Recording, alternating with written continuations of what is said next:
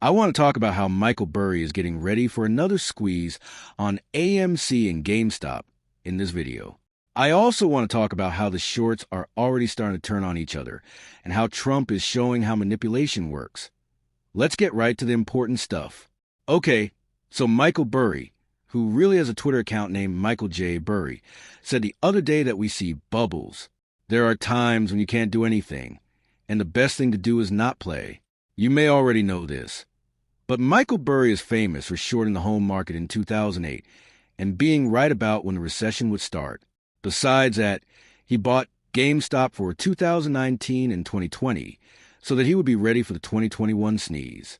He told us again a few days ago that he can see another bubble and is ready. Before I go on to talk more about Michael Burry's plan for the squeeze, I'd like to talk about Foremost Clean Energy, which is a sponsor of today's video and trades on the NASDAQ under the code FMSD. Since it's already up 264% in the last 6 months, you should keep an eye on it for tomorrow. In 2025, President Trump made a number of executive orders to increase nuclear energy capacity and free up American energy, like the $80 billion deal he just made to build nuclear power plants. The need for electricity is growing because of AI, data centers, and electric cars. To meet this demand, tech giants like Amazon, Google, and Oracle are building small modular reactors and turning more and more to nuclear energy. Meta has even said they want to spend $10 billion on nuclear energy. The Athabasca Basin in Saskatchewan, Canada, is one of the best places to find uranium. It is just north of the U.S. line. Foremost Clean Energy is a North American company that owns 10 uranium sites in the same Athabasca Basin and is currently drilling for a number of different projects. What really sets one thing that sets it apart is its strong partnership with Denison Mines Corporation, a $2.5 billion uranium producer and one of the most respected companies in the field. Denison is not only a partner, but also one of Foremost's biggest owners, with about 19% of the business. Foremost also gets operational know-how, access to capital, help with infrastructure, and a clear road to production through this alliance. Plus, FMSD is very tightly held and has a lot of potential leverage. There are only about 12.67 million shares in circulation, which is a very thin structure for a company. In the beginning of the year, FMSD stock went up over 550%, reaching a high point of around $5.70 per share. It then leveled off and is now trading at around $3.32 as of Friday, which is a standard bull flag formation. Today, look into Foremost Clean Energy, which trades on the NASDAQ under the code FMSD.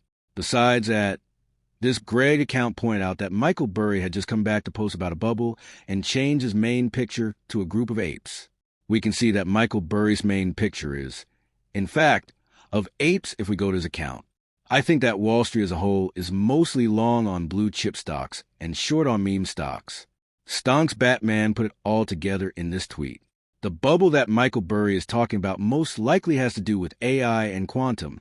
As you can see, companies like NVIDIA have a market value of $5 trillion. Palantir has a price-to-earnings ratio of 600 or more, and quantum companies are worth billions of dollars even though they haven't made any sales. We've talked for a while about how hedge funds, banks, and market makers are pumping these blue chip stocks, or the Magnificent Seven stocks, to make money. And Stonks Batman says that he thinks the desperate need for cash could lead to backstabbing on Wall Street when regular people stop buying blue chips and the blue chips crash. This could happen in two ways.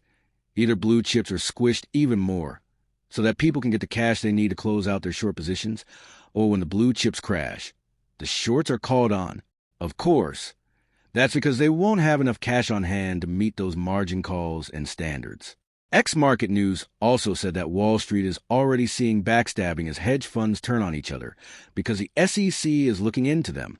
Now, if you've seen any of my other videos, you know all about the cases that Andrew Left and Anson Funds and Citron Research have been in over the last few years. Some people thought that the CEO of Anson Funds was putting other hedge fund managers down in order to get a plea deal with the SEC and the DOJ.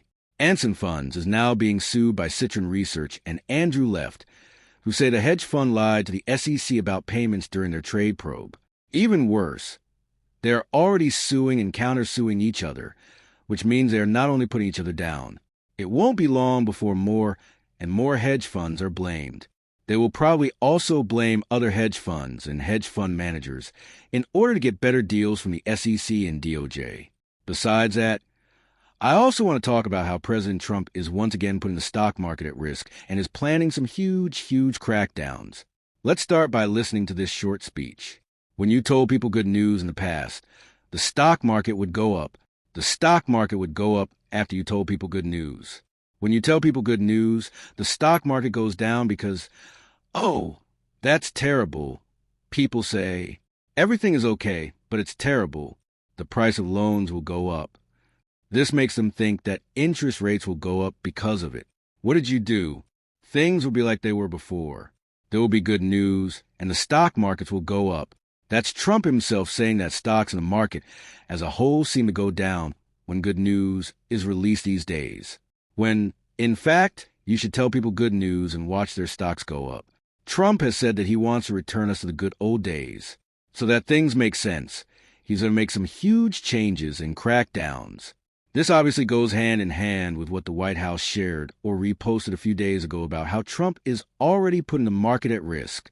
As you may remember from my last video, President Trump and the White House tweeted this, saying power to the players. They were retweeting a tweet from GameStop that included a comment from Elon Musk, and other politicians joined in the fun. Now I'm going to show you the GameStop chart so you can see exactly what happened after that tweet from the White House. Of course, GameStop went up a lot on Monday.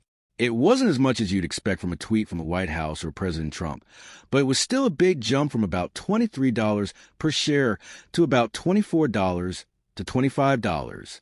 But after that great news release and public exposure of GameStop to a wide audience, almost like President Trump was supporting GameStop, the stock fell from $24 every day until Friday, when it closed at a low of around $22.30.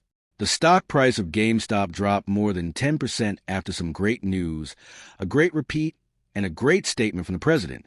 Right here is what the market needs to be fixed. Stocks should go up when good news comes out, not down because of trickery. The news site X Market News also said that this speech took place in Korea. Korea is one of the countries that has successfully banned short selling in the past. From 2023, when the first ban was revealed on November 5th, 2023, this was clearly happening again. Just look at how the market responded when short selling was banned. Of course, I'm not going to skip ahead. I'm not saying that short sales will be illegal next week, but Trump and I both agree that things need to change. For now, guys, please tell me what you think in the space below. And as always, guys, make sure you click that bell icon. That way, you'll know